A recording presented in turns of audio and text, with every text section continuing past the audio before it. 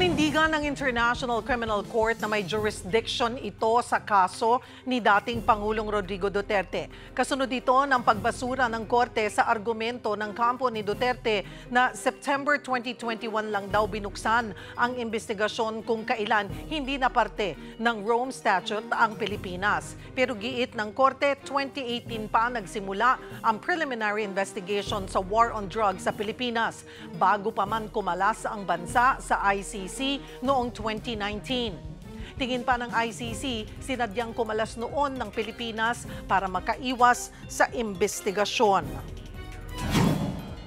Sa puntong ito, magkakausap natin si ICC Assistant to Counsel, Attorney Cristina Conti. Magandang tanghali po, Attorney Conti. Salamat po sa oras. Magandang hapon, Cheryl.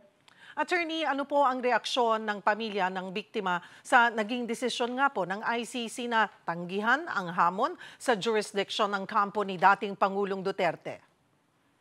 Siyempre, malaking ginhawa ang dulot nito dahil una, siguradong pwedeng mag-proceed ang kaso laban kay Duterte. May isa na lang katangitanging issue tungkol sa fitness to stand trial. At pangalawa, pwedeng tumuloy ang investigation na sinimulan nga ng 2021, hindi pa tapos hanggang ngayon. At dito, posibleng magtukoy pa ng ibang responsable, yung mga co-perpetrator ni Duterte, katulad ni, Senator Bato de la Rosa. So after po nito, Attorney Conti, ay magsisimula na, pwede nang maglabas ng warrant of arrest or summons sa mga posibleng kasama pa dito sa iniimbestigahan po? Well, I would say that the prosecution is now emboldened, empowered to apply. So sila ang mag-a-apply kasi muna ng warrant of arrest kung hindi pa nila nagagawa. At itong korte ay may laya ngayon na pagpasyahan kung i-grant yung warrant of arrest na additional pa. Kumbaga medyo mas may dito, mas may confidence na hindi na naman, na malinaw na may kapangyarihan ka. Kasi itong tanong na to, may kapangyarihan ka ba at all na pagpasya ng kahit na ano patungkol dito? At kung ikaw ang korte na laging kini-question ang kapangyarihan o otoridad, di lagi kang patumpik-tumpik. Dito, may certainty at may confidence na dapat ang korte. Attorney Conti, gaano kabigat yung legal na epekto ng desisyon ng ICC sa kaso laban po sa dating Pangulo? Kasi di po ba yung ruling ng ICC Appeals Chambers ay final at binding na? Opo, yung Appeals Chamber ang parang Supreme Court nila. Sa ngayon, aakyat itong defense, I would assume, sa Appeals Chamber para questionin ang desisyon ng pre-trial chamber.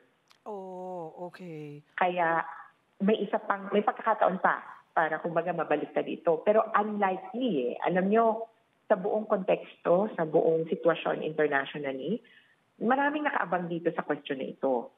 Dahil may mga gustong umalis ng ICC rin.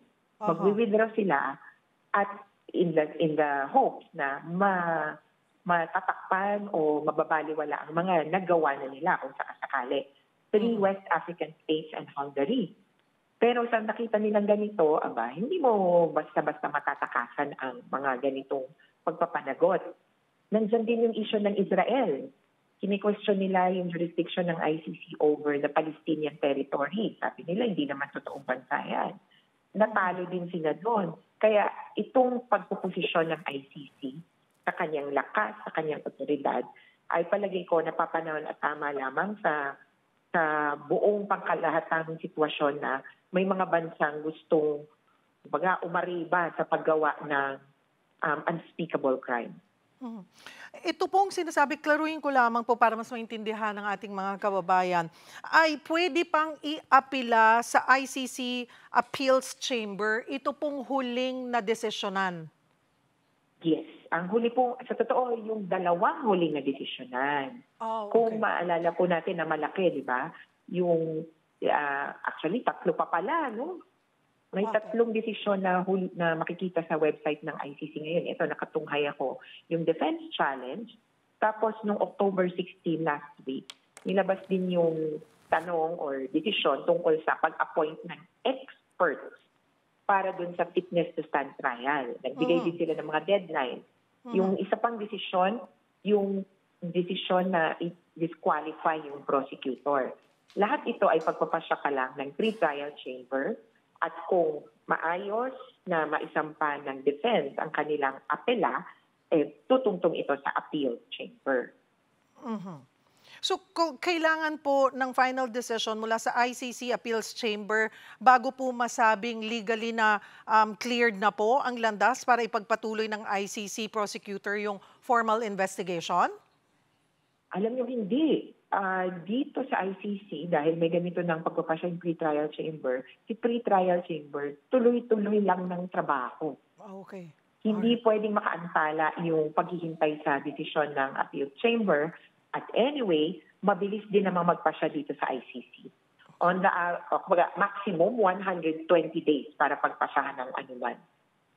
With this decision, balikan ko po yung implikasyon ng desisyon ito na sa iba pang opisyal, yung mga dating opisyal na sangkot din sa kaso gaya ni na kanina nga po nabanggit natin yung Senator Bato de la Rosa, Senator Bongo, former PNP Chief Oscar Albayalde. Ito po kaya ay posible ng or mahaina ng warrant of arrest din or summon? Most likely. Opo. Ang sabi nga namin kay Bato de la Rosa, imposibleng i-trial si Duterte nang wala siya. Kumbaga, malaksi na ngayon yung puwang at luwag para sa prosecution kasi hindi na sila busy sa pag-iisip nitong mga issue na ito. Kumbaga, may ilan lang naiplasta na rules ang ICC. We have jurisdiction, disqualified ang prosecutor, maghihintay tayo ng report ng independent experts tungkol sa fitness to stand trial. So si prosecution, halos konti na lang yung actively na inaayos. Opo. Pwede na siyang mag-focus ngayon sa pag-request ng mga bagong warrants of arrest. Kailan ho kaya lalabas yung desisyon pagdating po doon sa kanilang apela doon sa pagiging fit ni dating Pangulong Rodrigo Duterte na humarap sa trial? Yung reports ay due ng mga independent expert ito sa October 31. Pwedeng mag-comment yung mga partido, including the defense. Kasi ano sila di ba? Ngayon, doon pa lang din nila makukuha yung report ng independent expert. Makukuha yan, pwedeng mag-comment until November 5. Kaya inaasahan namin within the year, kumbaga, maipasok yung informasyon. Yung desisyon sana within the year din, pero kung sakasakali, baka next year na. Paano ho pinili para sa kalaman ng ating mga viewers?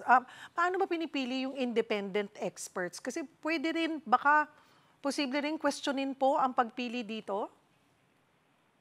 Yes, pero yung pagpili sa kanila ay merong listahan yung ICC ng mga eksperto. Accredited ito, meaning kilala nila ito yung expertise, at naglista ng mga pangalan. Sino yung qualified within the scope. May limitado ka lang kung sino. All of the parties already weighed in on the names submitted by the registry. Kaya I would say at this point, there should be no questions as to who has been appointed because it was clear from the start for all parties that these were the ones accredited with the court. At sabi niyo rin po kanina ay posible or expected na maghain muli ng apela ang kampo po ni dating Pangulong Duterte sa desisyon na ito ng ICC. Yes, karapatan naman nila yan. Kaya nakaabang lang din kami kung ano sasabihin ng appeal chamber. Okay, ano po ang magiging susunod na hakbang naman ng ICC prosecution team matapos nga po ang desisyong ito? Palagay ko kung sa kaso ni Duterte mismo, mas mahigpit pa at mas masusing paghahanda para dun sa confirmation of charges hearing. Actually, ready na sila. Ang kanilang ihahapag sana na proposal na charges ay yung tinatawag na document containing the charges. July 4 pa lang na isubmit na nila. July 21 na ibigay nila yung pre-confirmation brief. At kumbaga ready na sila dun sa bare bones. Halos ipapolish na lang yung script o yung mismong sasabihin sa hearing. Kaya ready na yan na lumarga sa confirmation of charges hearing. Paano po kung yung doon sa maging desisyon doon sa huling apelan nila, maging ideklara pong medically unfit si dating Pangulong Duterte? Hindi naman madidismiss yung kaso, tuloy-tuloy pa rin ito. Ang tawag niya, kumbaga, ma-archive yung kaso dahil sa tingin ng ICC, yung pagiging unfit mo naman could be checked. 'Di ba? Kumbaga, hindi siya permanenteng kalagayan. Kaya iti-check yan every 120 days. I-check kung okay na ba ang lagay. At of course, they will try to alleviate the situation. In fact, doon sa report ng experts, inaasahan ang rekomendasyon sa modality ng appearance kung matuloy man ang confirmation. Gusto niyo ba in person o online? Kapag online, ilang oras? Tinatanong din, pwede ba siyang umupo ng matagal? O kailangan ba 30 minutes muna, 30 minutes off camera, 30 minutes, etc. So, kaya mag-adjust ng korte sa kung ano manghihilingin ni Duterte. Paano kung ang pinag-uusapan po ay yung pagiging mentally stable or fit pa rin? Yung pagiging mentally stable, yun yung may establish nung report ng mga experts. Kaya mahigpit kaming nakatutok din dyan kung anong sasabihin nila. Siguro po, Attorney Conti, habang nakatutok po ang lahat, mensahe po sa mga Pilipinong patuloy nga na sumusubaybay sa kasong ito, lalo na rin sa mga biktima at kanilang mga pamilya po. Para po sa mga biktima, kapit lang. Siyempre, kasi tagal natin hinintay ito. Kung taon lang hinintay natin, ngayon, buwan na lamang. Kung sa tingin namin ay magsisimula ang trial sa 2026, mas matinding bakbakan. At para sa amin na nag-aayos pa kami. Wala pang victims na qualified to participate in the case. Ang application deadline kami ng August. Sabi nila, ilan lang dyan yung pwedeng makonsider at meron pang ilang libo na nakaabang. May complication kasi sa ICC na, kumbaga, limitado lamang yung cases or incidents na nakapresent sa kanila. Kaya, pasensya at pag-intindi ang hinihingi po namin sa kanila. Pero sama-sama din tayo sa paghahanap ng hustisya. Sabi niyo po, sorry, klaruhin ko lamang po, doon sa mga nakapila or yung gusto pong mag-testify, ay ilan lamang po yung pumasa? Hindi po mag-testify, Hindi po mag-testify, mag-participate. Mag-participate, okay. Yes, Doon po sa mag-participate. Alright, so, kasi marami po, I'm sure, na gusto pong mag-participate. So, very limited lamang yung pwede. Yung qualified. Yes, as of now. It's because of the scope of the charges. Alright. Marami pong salamat for the update. ICC Assistant to Counsel, Attorney Cristina Conti.